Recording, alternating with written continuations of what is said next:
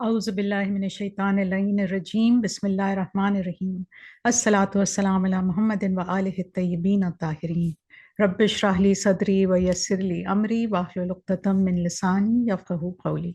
Rabbi zidni ilman. So, assalamu alaikum everyone, and welcome to the continuation of our Ramadan series where we reflect on a single verse of the Qur'an and bring it into our daily lives, how it can help us. So today's reflection is from Sura Nisa, verse 28, and the reflection is called Accept Human Weakness. So in Sura Nisa, Quran says, Yuridullahu an yukhaffifa ankum wa khuliqal insanu dha'ifa. Allah desires that He should make light your burdens, and man is created weak. These verses come after detailed rules about marriage. So we might ask, why so many limits and restrictions? These are the modern questions, right? Why can we not do what we want? It's my business. What is the harm into giving into lust and desire, for example? It's not harming anybody else. It's between me and myself. And so according to classical scholars, these verses restore and clarify marriage laws that existed with earlier prophets as well, but they had been altered or loosened over time. Some communities had become pervasive in ways that harmed moral and social stability. And Islam basically is reinstating this clarity. In verses 26 and 27, the Quran says, Allah desires to explain to you and to guide you in the ways of those before you and to turn to you mercifully. And Allah is knowing, wise. And Allah desires that He should turn to you mercifully, and those who follow their lust desire that you should deviate with a great deviation. So in these verses, Allah is placing two opposing desires side by side. What He desires and what those who deviate desire. And we really need to pay attention to the tone of these verses. So, for example, in verse 26, he tells us that the guidelines and limits being revealed, particularly around relationships, marriage, and social conduct, are not arbitrary restrictions. They are expressions of mercy. Allah desires to clarify, to guide us in the ways of those before us, and to turn towards us in forgiveness. So let's recap. What is he saying?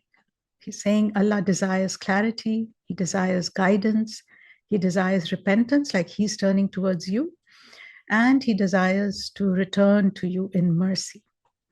So in other words, this legislation, he reminds us, is rooted in compassion and in our best interests.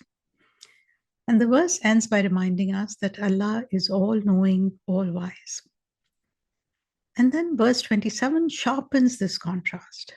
It says that He desires your return, your growth, your protection, while those who follow unchecked desires want you to drift far off course. Now, both classical scholars and modern psychology confirm something quite serious, that unrestrained desire can weaken discipline, it can damage trust, it can undermine family structure, it can increase anxiety and instability, it can create emotional and physical harm, and it can destroy the very fabric of society.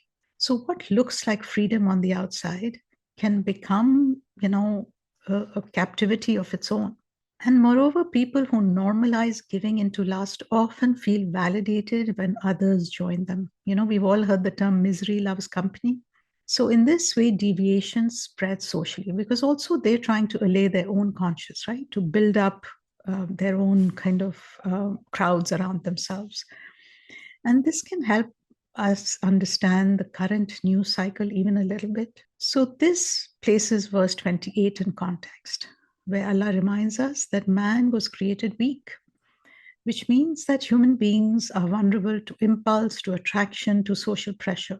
Because we are weak in the face of desire, divine boundaries are not burdens. Rather, they are safeguards. They prevent us from being pulled into what Quran calls a great deviation by the culture of appetite and impulse around us. In other words, whereas unchecked desire pulls toward excess, drift, and harm, Allah's rules and restrictions are mercy and guidance. The laws are not restrictions meant to suffocate us, which sometimes the modern world will have us believe. Rather, they are compassionate structures designed to steady our weakness and to protect our path towards Him. The word that the Quran uses for weakness here, zaif, can be understood to mean fragile, limited, vulnerable, weakness before desires, weakness in patience, weakness in resisting impulses, weakness in bearing hardship, weakness in foresight. All of these, I don't know about you, but they sound quite familiar to me, right? And so Allah is telling us, I know you, I made you, I know your wiring. Like He knows our strengths and our weaknesses, right? And I intend to make your load easier by creating some guardrails around you, what you should and should not do. This is such a mind shift for so many of us because, struggling in the modern world, we often think of the rules of Sharia as constraints, as something that is suffocating us, that is not letting us live a free life. And when we really, look at the Quran and understand the tone in which Allah provides these safeguards and guardrails and scaffolding, it can really change our relationship to the laws of Sharia. And modern psychology, by the way, confirms that human beings are susceptible to wanting comfort, to short term pleasure, and we avoid pain. We want to belong, and therefore we are vulnerable to attach to groups who may not have our best interests at heart and who desire to lead us astray. Now, even a few years ago, this might be, if I had said this to me, even it would have sounded like conspiracy theories, And today, everything that's being revealed, all the veils are being pulled off from what modern life has to offer. And it is really showing us how wise the Quran is and how it keeps protecting us. So, research around self control and willpower also confirms that willpower is depletable. It is not something that is, boundless, and it is not wise to only rely on willpower, right? Because we know that environment shapes behavior. And when we are stressed and when we live in this chaos of modern life, it lowers our moral clarity and it depletes our willpower. We are not able to resist. There are too many things fighting against it, basically. So Allah reminds us that we are susceptible to all of this. When we forget that we are weak, when we rely on only our own resources rather than God's guidance, we may walk into temptation very casually. We overexpose ourselves to triggers. We overestimate our discipline and our ability to hold back. We underestimate our vulnerability. We really overestimate how clever we are, how wise we are. And we have little understanding of the long-term impact of our actions. And in such situations, we are very likely to cross boundaries which are there and which intend to keep us safe. So, strength then begins when we acknowledge weakness. In therapy and behavioral science, one of the most powerful shifts is when people accept their vulnerability and they plan for it. This is why, like the AA program or recovery programs for addictions, they begin with, I am powerless in the face of this temptation. This is the first step to acknowledge that the temptation is stronger than I am. Marriage improves when someone says, I get triggered or tempted here. This is a no-go zone for me. I need to step back. Spiritual growth begins when someone says, Ya Allah, I cannot do this without you. I am weak and I need your strength. I need your guidance. Ironically, the strongest peoples are the ones who know where they're weak, who know their trigger points, their, what we would call the kryptonites. We all have kryptonites, right?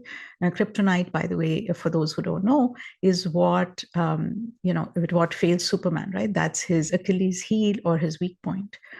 So the ones who escape downfall, the ones who succeed even in this world, they do not rely solely on willpower. They don't. They make plans and they create scaffolding around themselves, making it easy to succeed in the path they have chosen.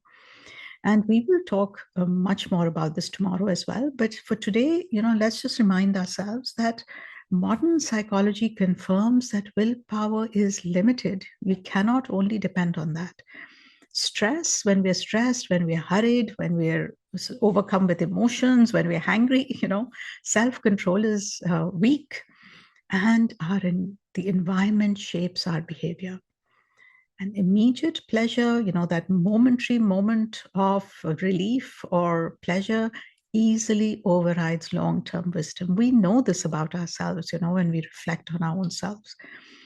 So let us reflect today on how we need scaffolding and support during moments of strong desire and high emotion. What would we end up doing if we did not have the guardrails of Sharia to stop us?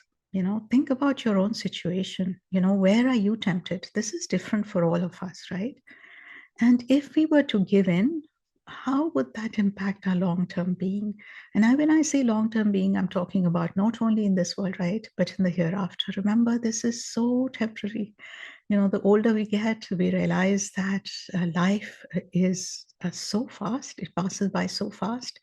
And things that brought us pleasure, things that we sacrificed are better judgment too. The pleasure has gone, and the pain and the pain of regret and remorse remains. So are we in touch with how the rules of religion are a mercy from God? Do we recognize that, or do we consider them to be a constraint on our freedom? Can we see the consequences in society when human beings disregard these guardrails and cross boundaries? Very challenging questions.